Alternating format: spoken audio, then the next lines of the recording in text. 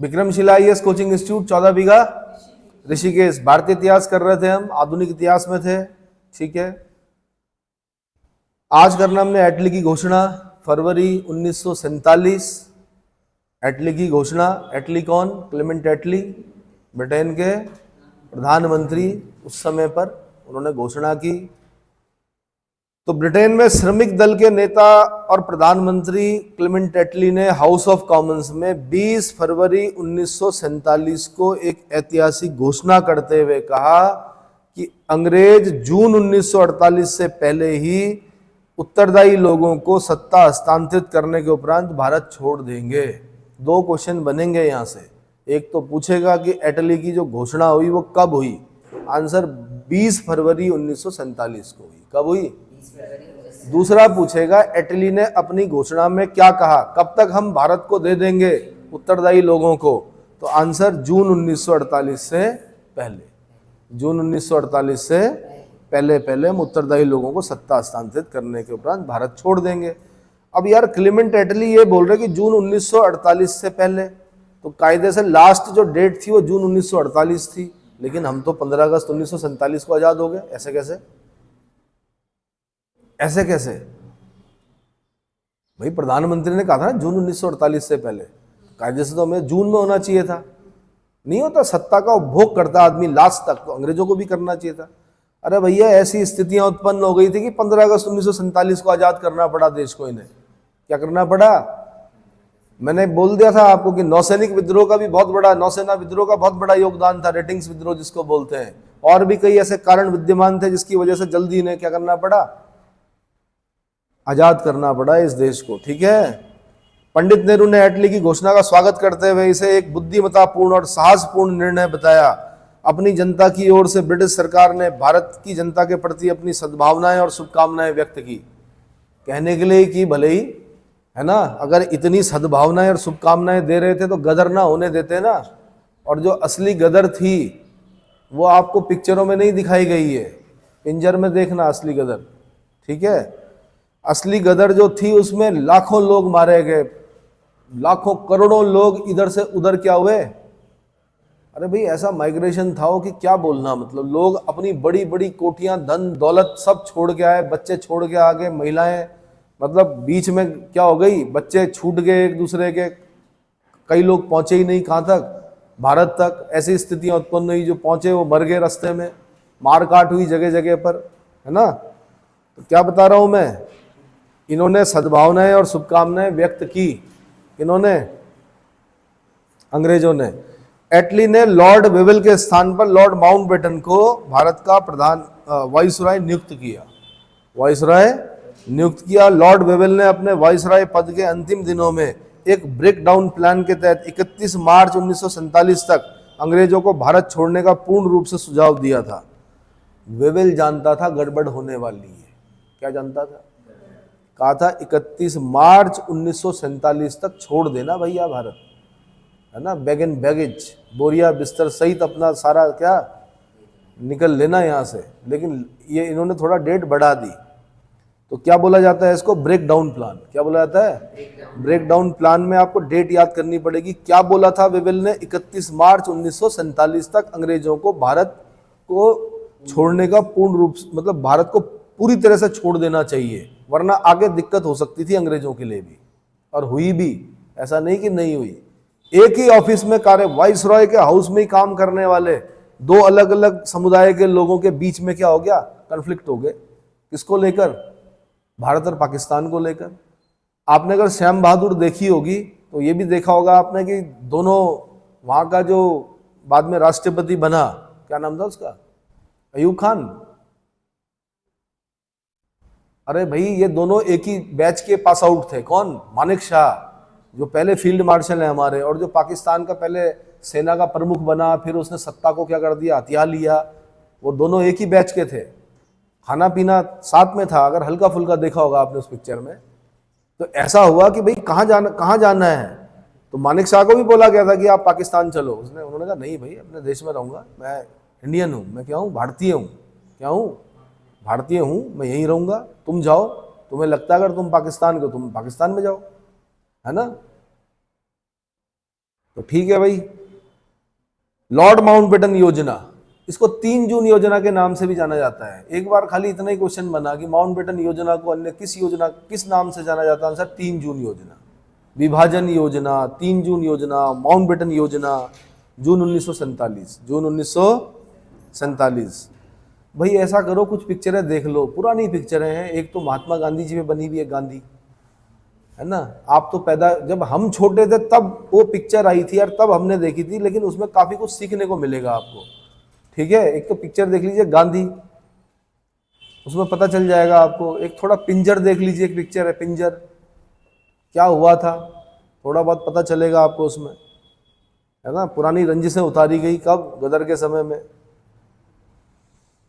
तो Lord Mountbatten योजना 22 मार्च 1947 को भारत के 34वां याद करना पड़ेगा आपको, क्या 34वें और अंतिम British governor general Lord Mountbatten Bharat आए। कौन आए?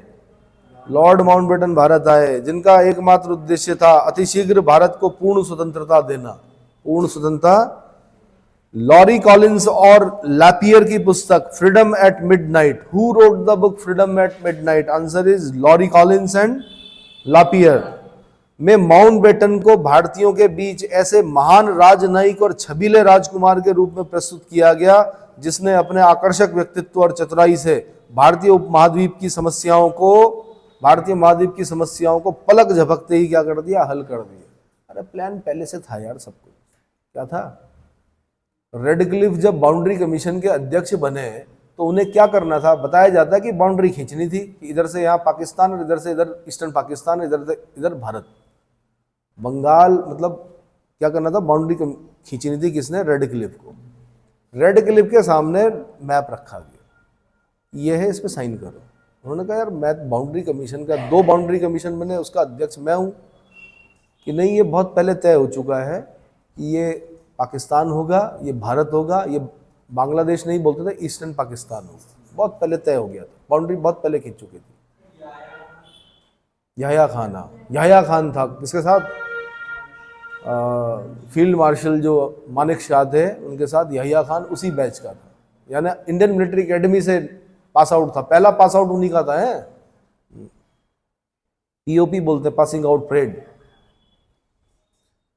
ठीक है जी। तो फ्रीडम एट मिडनाइट में कैसा कर दिया? माउंटबेटन को भारतीयों के बीच ऐसे महान राजनयिक और छबीले राजकुमार के रूप में प्रस्तुत किया जिसने अपने आकर्षक व्यक्तित्व और चतुराई से भारतीय महाद्वीप की समस्याओं को पलक झपकते ही हल कर दिया। माउंटबेटन ने 15 अगस्त 1947 को भारतीयों को सत्ता सौंपने का दिन निर्धारित किया।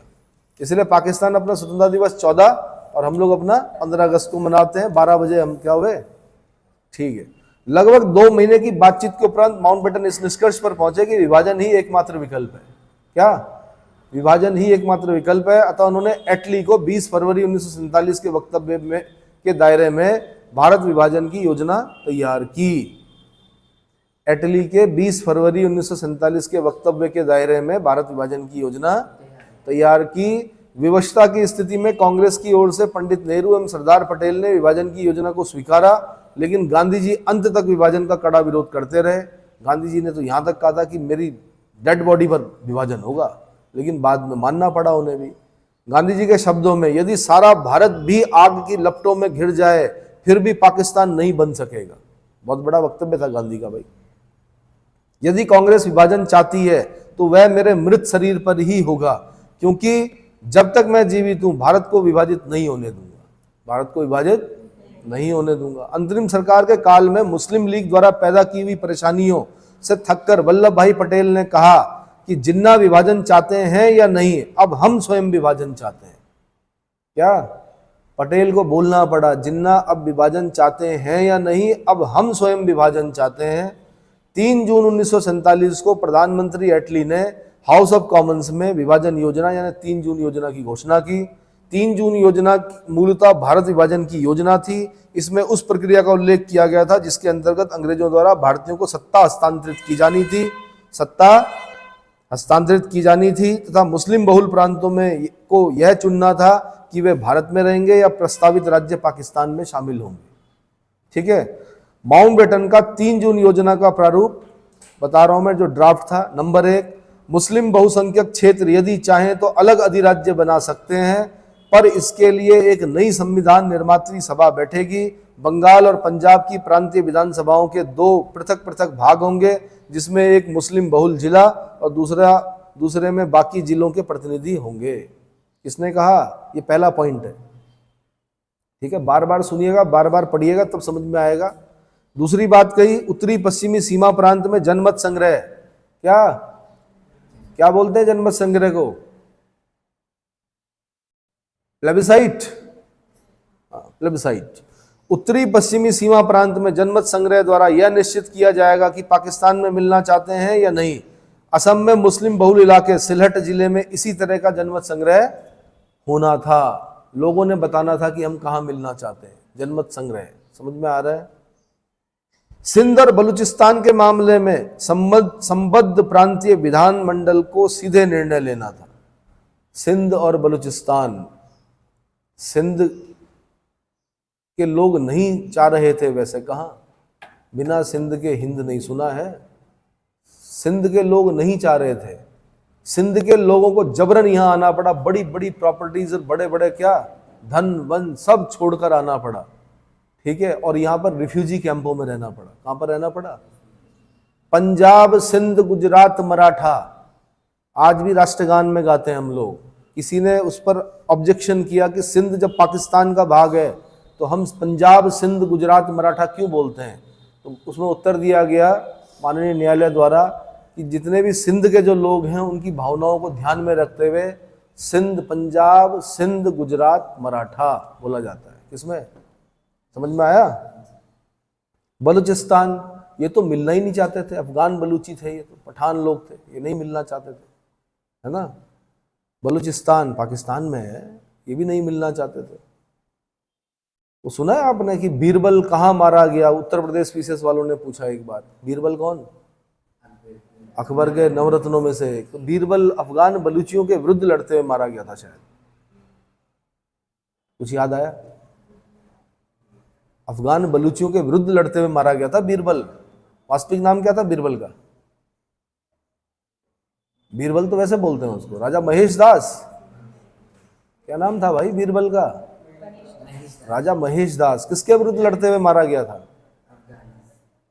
अरे 2 लोगों की मृत्यु याद करनी पड़ती है यार। अकबर का एक दोस्त था बीरबल, हालांकि सबऑर्डिनेट थे, सब कर्मचारी थे, पर बीरबल दोस्त की तरह था। वही एक आदमी था जो मजाक कर सकता था अकबर से। सुना है बीरबल के कहानी? तो एक तो बीरबल की मृत्यु याद करनी पड़ती है कि बीरबल किसके विरुद्ध लड़ते मारा गया था। अकबर अफगान बलूचियों के विरुद्ध लड़ते मारा गया। एक दोस्त था अबुल फजल, तो अबुल फजल को जहांगीर ने मरवाया, सलीम ने। किससे मरवाया? बुंदेला से। किससे? वीर सिंह देव बुंदेला मेरे ख्याल से। कुछ याद आया? इसी में कंफ्यूज हो रहे थे। तो भाई बलूचिस्तान, सहमत हो? ठीक है। के मामले में संबद्ध प्रांतीय विधानमंडल को सीधे निर्णय लेना था। इसको मेन जो ध्यान देना आपने ध्यान देना है कि प्लेबिसाइट कहां पर होना था, जनमत संग्रह कहां पे होना था, और साथ में प्रांतीय विधानमंडलों ने कहां पर निर्णय लेना था। तो देखो ना, सिंध और बलूचिस्तान में पूछा नहीं गया लोगों से, सीधे विधानमंडल ने क्या कर दिया? निर्णय ले लिया। पंजाब, बंगाल व असम के विभाजन हेतु एक सीमा आयोग का गठन किया गया। तो यार वो बाउंड्री कमीशन जो है ना, वैसे 2 बाउंड्री कमीशन थे, दोनों का अध्यक्ष कौन था? रेडक्लिफ था। तो पंजाब को बांटा गया, तो ईस्टर्न पंजाब तो हमारे पास रह गया। ये पंजाब बहुत छोटा सा है। महाराजा रणजीत सिंह का पंजाब जो था वो पाकिस्तान में है, पूरा लाहौर में है। वो कहाँ है? जो सबसे फर्टाइल लैंड था वो पाकिस्तान में चला गया हमारा। ये बताया नहीं जाता आप लोगों को। जहाँ नहरों का जाल है, जो बड़ी फर्टाइल लैंड है, जो वास्तव में जो आर्यों का मूल निवास स्थान है पंजाब, वो पाकिस्तान में है। कहाँ पर है? कहाँ? पता है ना, 5 नदियां, इंडस, झेलम, चिनाब, रावी, व्यास, सतलुज। अब रावी व्यास का तो ठीक है, यहीं पर संगम हो जाता, बाकी सारी नदियां कहाँ जा रही हैं? पाकिस्तान में जा रही हैं। इंडस, झेलम, चिनाब, रावी, है ना, सतलुज, सब वहीं जा रही हैं। और सबसे उपजाऊ जो स्थान है वहीं पर है।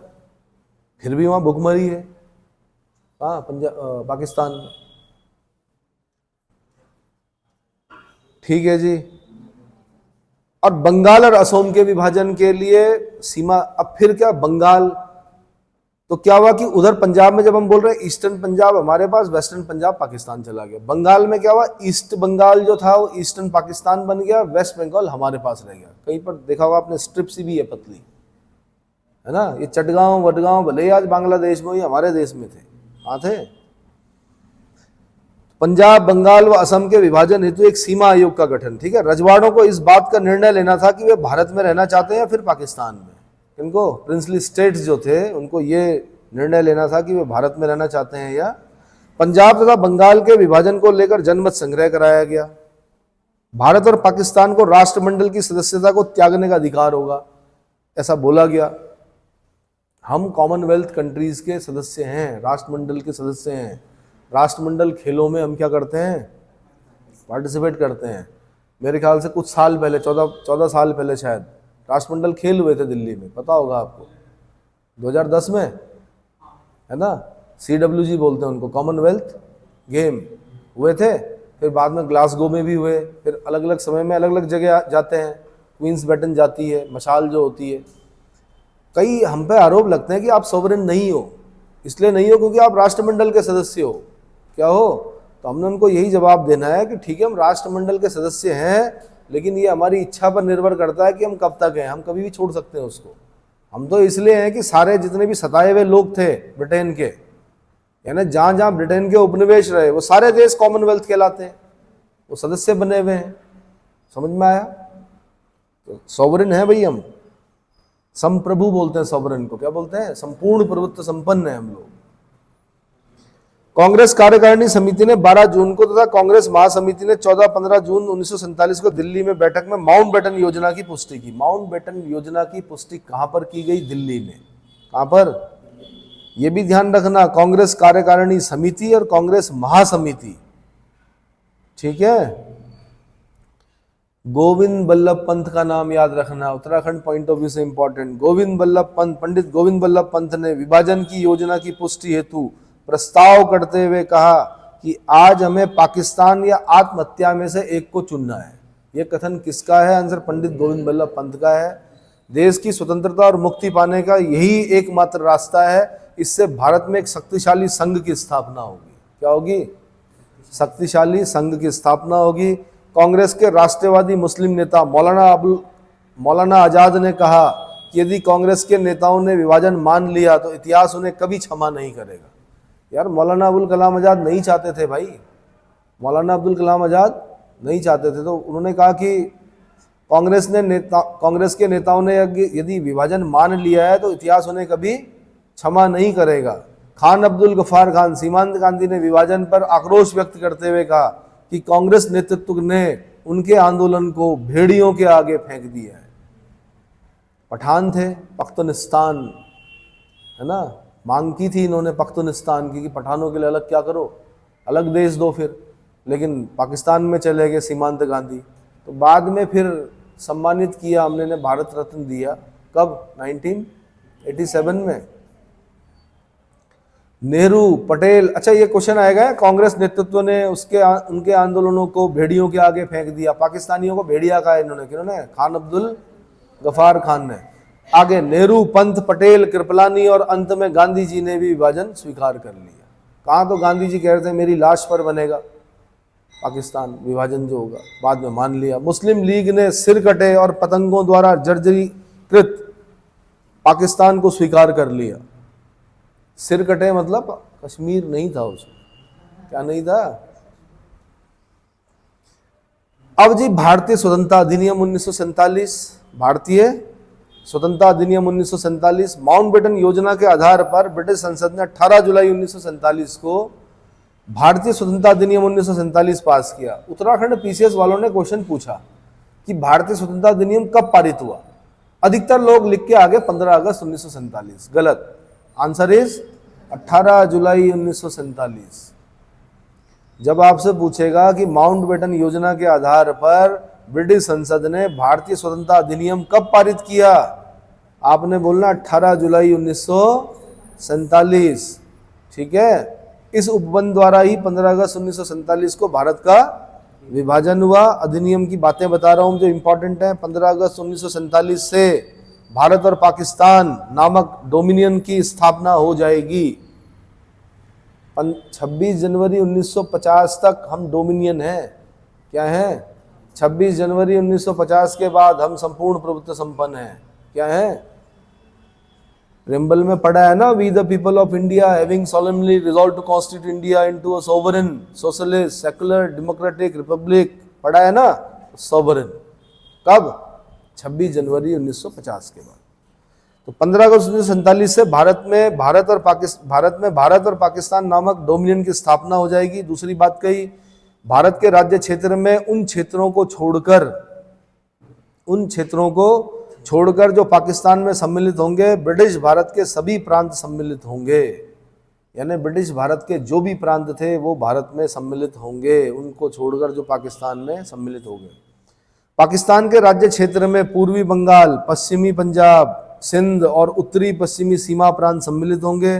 पूर्वी बंगाल प्रांत में असम का सिलट जिला भी सम्मिलित होगा। क्या होगा? असम का सिलट जिला भी सम्मिलित होगा। ये सिलट के लिए बड़ा पंगा रहा उस समय, उस जमाने में। चौथा, देसी रजवाड़े दोनों में से भारत और पाकिस्तान किसी भी डोमिनियन अधिराज्य में सम्मिलित हो सकते हैं कि कौन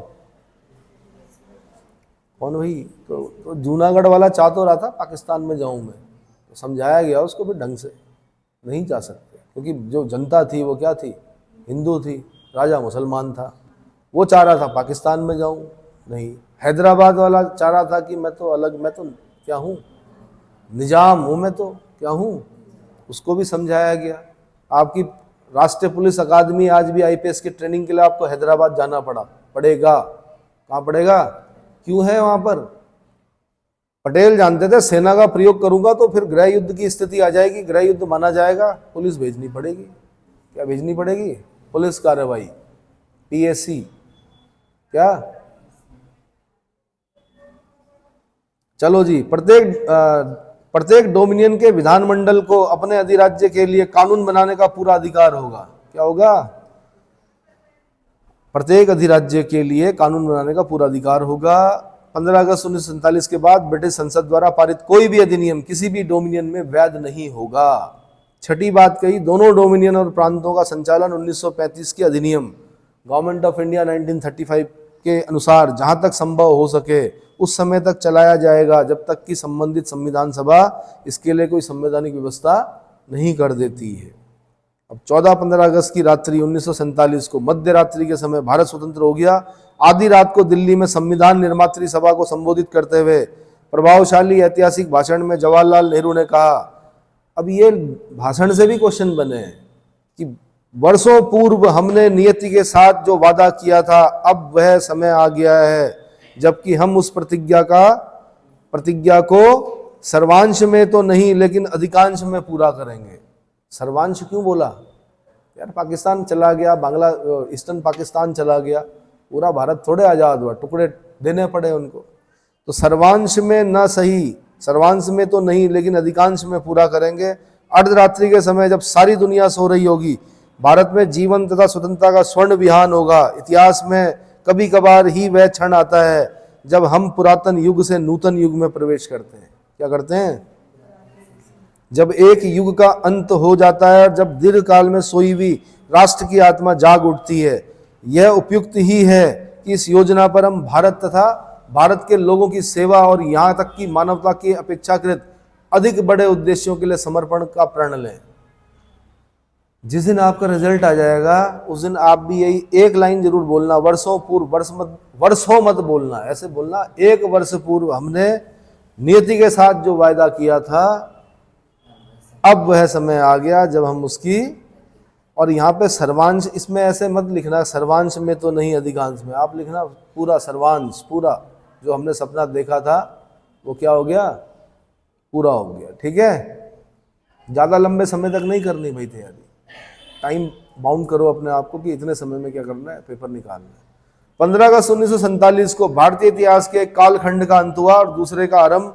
200 वर्षों की ब्रिटिश दासता के बाद भारत ने प्रथम बार मुक्ति का एहसास किया। क्या किया?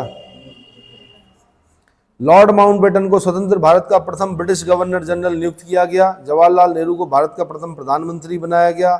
7 अगस्त 1947 को मुस्लिम लीग का नेता मोहम्मद अली जिन्ना कराची पहुंच गया।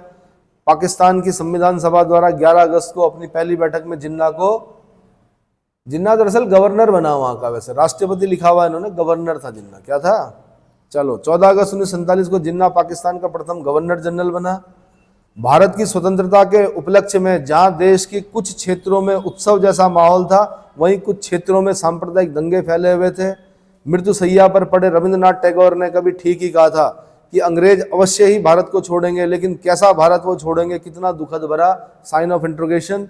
जब सदियों पुरानी उनके शासन की धारा अंत में सूख जाएगी तो वो पीछे कितने दलदल और कितने कीचड़ छोड़ जाएंगे।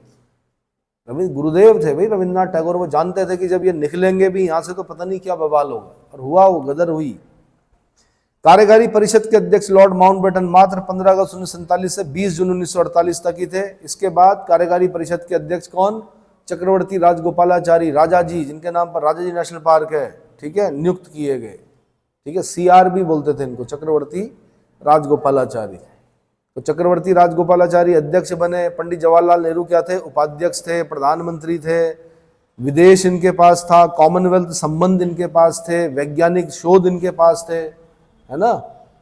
ऐसे ही थोड़े जा रहे थे परमाणु ऊर्जा के जनक होमी जहांगीर भाभा नेहरू जी के पास कि भाई क्या होना चाहिए, परमाणु में अनुसंधान होना चाहिए। तो नेहरू भी पढ़े लिखे थे, उन्होंने समझा, उन्होंने कहा लेकिन यार देश में स्थिति ऐसी है कि क्या धन नहीं है इतना कि हम क्या कर सकें, परमाणु ऊर्जा पर क्या करें, एटॉमिक रिसर्च पर हम इतना पैसा नहीं लगा सकते। अभी तो देश भुखमरी और मार काट पता नहीं किन किन चीज़ों से गुजरा है। तब किसके पास गए, टाटा को बोला गया, उस जमाने के क्या सबसे जो बड़े उद्योगपति थे टाटा।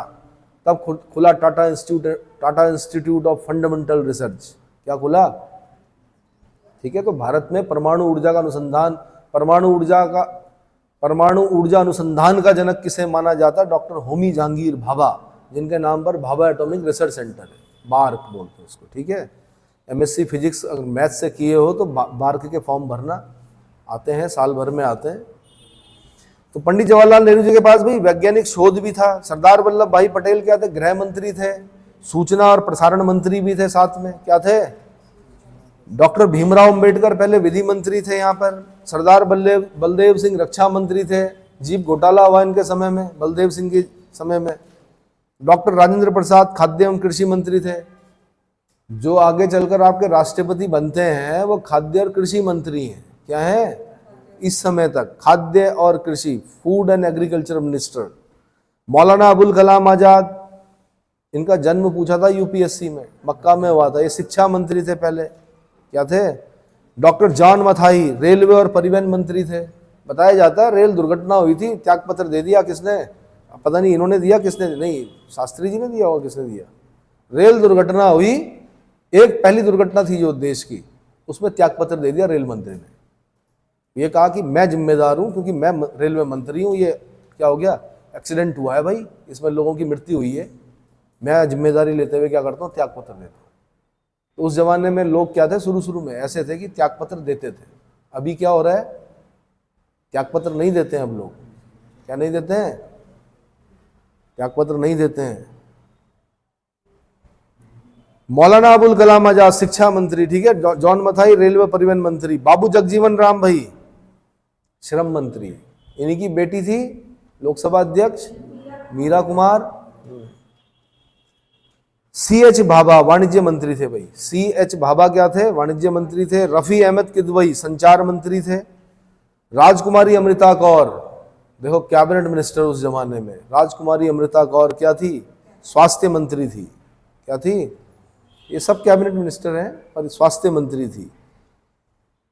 और RK षणमुखम चेट्टी ये वित्त मंत्री थे, फाइनेंस मिनिस्टर थे। डॉक्टर श्यामा प्रसाद मुखर्जी, कौन, श्यामा प्रसाद मुखर्जी उद्योग और आपूर्ति मंत्री थे। इस देश में 2 विधान 2 निशान और 2 प्रधान नहीं चलेंगे, किसने कहा था, देखो चेक करो, इस देश में 2 प्रधान 2 निशान और 2 विधान नहीं चलेंगे, किसने कहा था, और एनवी गॉडगिल कार्य खदान और ऊर्जा मंत्री थे। हाँ जी, उनका कहने का मतलब ये था उस जमाने में, बड़े दूरदृष्टा थे। उन्होंने कहा यार जम्मू कश्मीर का प्रधान अलग, हमारे देश का प्रधान अलग, प्रधान मतलब राष्ट्रपति, वहाँ का राज्यपाल, वहाँ का निशान अलग, हमारा अलग, वहाँ का विधान यानी संविधान अलग, हमारा संविधान अलग, ऐसे कैसे चलेगा बोलना। समझ में आया कि दो निशान, दो विधान, दो प्रधान नहीं चलेंगे। डॉक्टर श्यामा प्रसाद मुखर्जी, क्वेश्चन बन सकता है यहाँ से कभी। एनवी गॉडगिल कार्य खजाना और ऊर्जा मंत्री। क्लियर हो गया। तो यहाँ पे मैंने आप आज बता दिया, देश आज़ाद हो चुका है। अब आगे पढ़ेंगे, अब हम बहुत सारी चीज़ें पढ़नी है। संवैधानिक विकास में पढ़ा चुका हूँ, पॉलिटी में ढंग से पढ़ा चुका हूँ, तो इसलिए आपने वहीं पर करना है उसको। अब जो हम पढ़ेंगे आधुनिक भारत के कुछ अनछुए तथ्य करेंगे, फिर उसके बाद रियासतों का एकीकरण कैसे कैसे करके हुआ उसको पढ़ेंगे, फिर भारतीय संविधान का प्रारंभ पढ़ेंगे, है ना। अभी काफ़ी कुछ है, ठीक है।